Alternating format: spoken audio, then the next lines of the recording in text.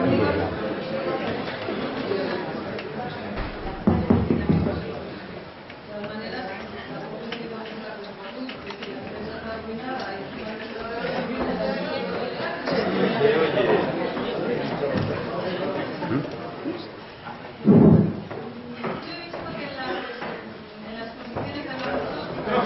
se oye.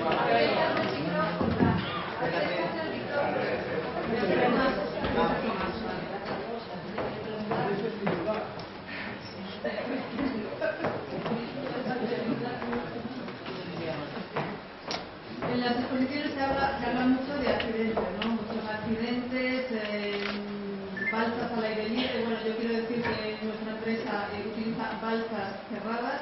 Me hubiera gustado poder hacer toda la presentación, pero para no alargarnos no he llegado al final y hay fotos de los pozos que tenemos en Polonia, donde se ve perfectamente cómo se recoge el agua de retorno en tanques cerrados que después se procesan como cualquier industria normal. Ahí, bueno, hablando de los accidentes, se han expuesto una serie de accidentes uno tras otro. Vamos a ver, nosotros podemos decir que las casas, los puentes, se construyen y normalmente no se caen. Todo el mundo vive en casas, los arquitectos estudian cómo se hacen, ven el sitio donde las hay que hacer y las casas normalmente no se caen, los puentes normalmente no se caen. Tú me puedes decir, en no sé dónde se han caído unas casas. Bueno, lo primero que hay que preguntar es si la casa estaba bien hecha.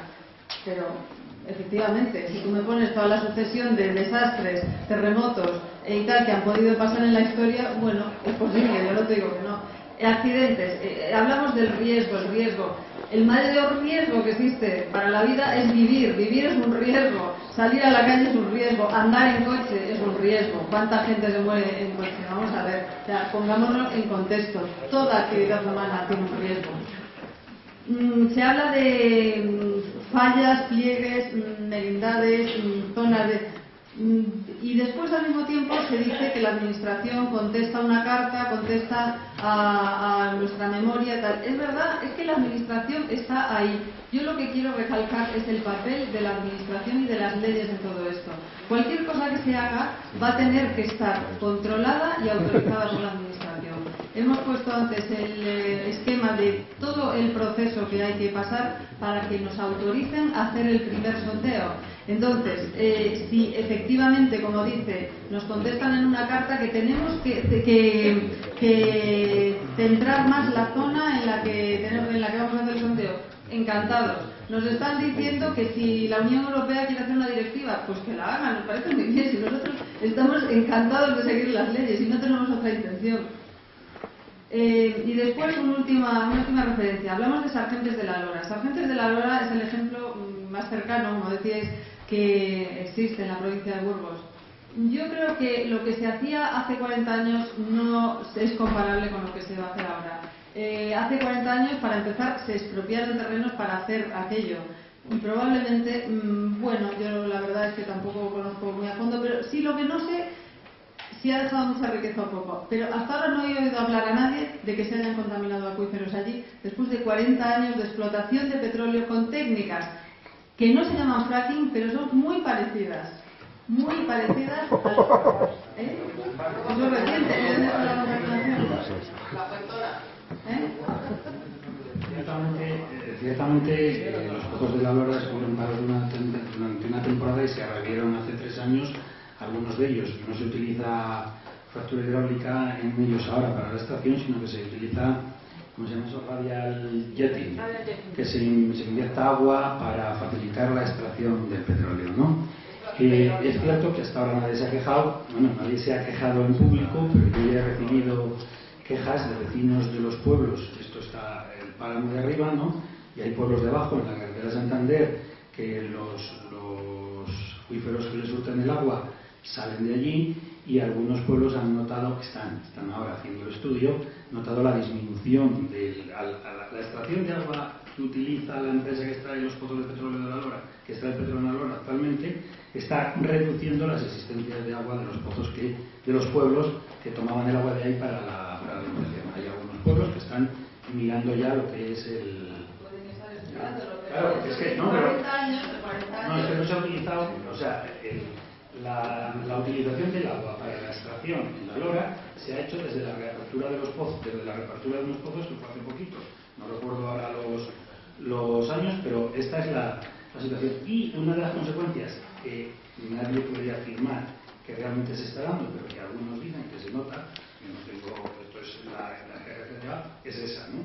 Tiene su lógica, si uno coge todo el agua de arriba, pues al de abajo le llega menos, no es más, digo desde el punto de vista este. Pero eso está ocurriendo, sí. Ahora, no hacen fractura hidráulica, están haciendo el área ambiente. No, yo simplemente lo único que quiero es recalcar es el papel de la administración en el control de todo esto. O sea, todo lo que se haga se hará con el control, con la carta que tú nos dices que nos mandan, con la respuesta que demos, y sí, efectivamente, con los productos químicos que señalabas, si la administración, los técnicos, tanto que se habla ahora de los funcionarios, hay funcionarios muy bien formados que saben perfectamente lo que tienen que exigir. Si ellos ven que algún producto no se puede utilizar, pues no lo utilizarán. Sobre de Bárcenas. La administración no pide opinión a esos, a la parte que sabe, ¿no? Luego está el tipo de preguntas. ¿Puedo intervenir? Sí. Una de las consideraciones que hace la administración frente a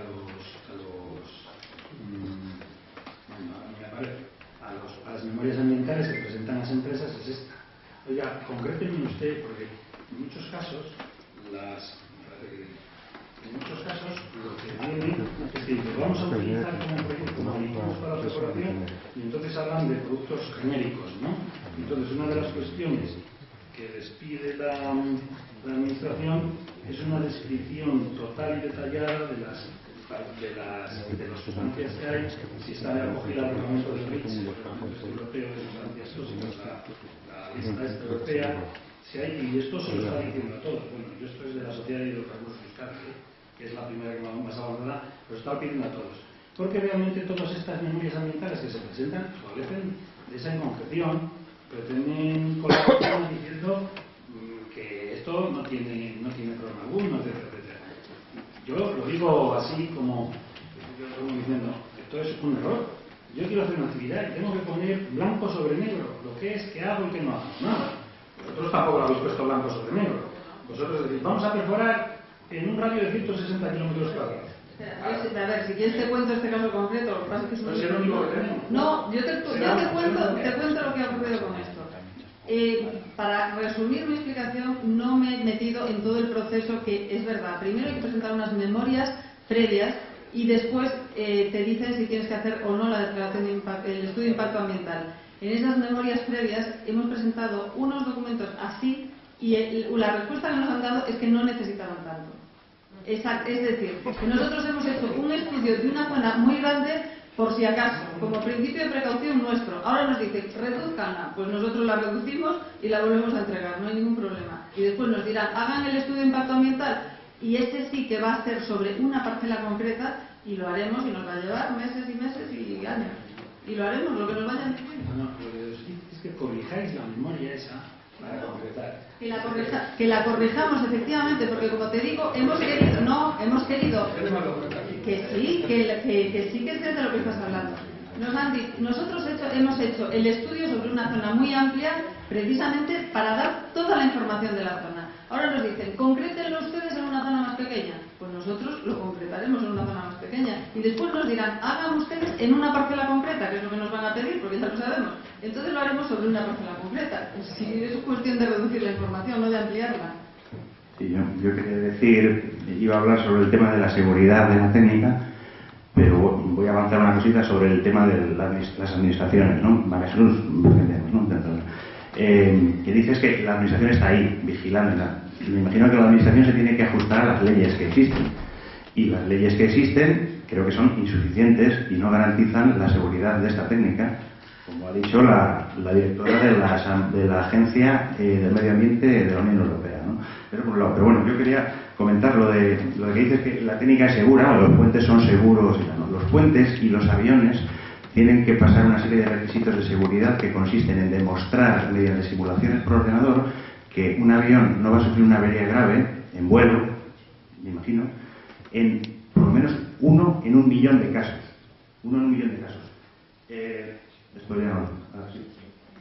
Los estudios que hay respecto a los fallos de la cementación de los pozos, donde se ha hecho fractura hidráulica, yo tengo aquí uno que publicó, está hecho por una agencia oficial de Estados Unidos y lo publicó Schlumberger, que si no me equivoco es la empresa que hace la fractura hidráulica para BNK, si no estoy equivocado. Estoy equivocado. Lo publicó una empresa que se dedica a hacer fracking, ¿no? Para empresas petroleras. No todo el mundo hace todo, ¿no? Y en ese estudio se veía, lo tengo aquí, lo tenía en las diapositivas, lo puedo suministrar a quien quiera, que el 6% de los pozos nuevos, un estudio de 2009 me parece, el 6% de los pozos nuevos tienen fugas de metano. Y con las fugas van el resto de componentes que se encuentran ahí abajo, ¿no? El 6% en miles de pozos que se supone que va a haber en la fase de explotación para que sea rentable, son cientos de pozos fallando y emitiendo contaminantes a los acuíferos. Entonces, eso sí es muy frecuente. El que falle un puente no es muy frecuente, está muy controlado. Esto no. Y esto ha sido publicado en la revista de esta empresa, ¿verdad? ¿Y cómo explicas entonces que la Agencia de Medio Ambiente de Estados Unidos diga que no existe ningún caso de contaminación de acuíferos por fracking? No existe ningún caso de contaminación porque se ha limitado, se ha, digamos, escudado en que no hay estudios y ha emprendido un estudio hace 2 años que van a sacar las primeras conclusiones en el 2014, obligada por el Congreso de Estados Unidos, y se escuda en que no ha habido estudios en ese momento. Pero hay indicios clarísimos. Cuando el tabaco se discutía si producía cáncer, tampoco había estudios, y se tardó 40 años en demostrarlo, aunque los indicios eran clarísimos. Y sabemos el coste que ha tenido en vidas humanas y en miles de millones de euros, ¿no? Pero ese no es exactamente cierto. Vamos a ver. Cuando se empieza la técnica de la fractura hidráulica en Estados Unidos, hay una ley de Bush, que por cierto tenía intereses con su vicepresidente, el señor Cheney, con la empresa Halliburton, que es la que más negocio ha hecho en Irak, pero la que más negocio está haciendo con esto del fracking, o una de las que hace, y se eximió a todas las empresas de fractura hidráulica de cumplir con la ley de aguas y la ley de de protección medioambiental, ¿no? Esto es una realidad. En paralelo, como las críticas en determinados estudios, sobre todo en los pozos esos Marcellus que tú has sacado en la diapositiva, como había problemas de contaminación de agua y tal, ya por fin el Congreso de Estados Unidos obligó a la EPA, a la Agencia de Medio Ambiente de Estados Unidos, a hacer un estudio sobre las aguas. Y es cierto que el estudio no está concluido, es cierto que el estudio no es definitivo, pero el año pasado, no recuerdo por qué fecha, se hizo un avance en el que la EPA ya decía que podía haber problemas de contaminación de acuíferos desde abajo hacia arriba como consecuencia de la técnica del fracking. Insisto en que el estudio ni es definitivo, ni la EPA lo daba como definitivo,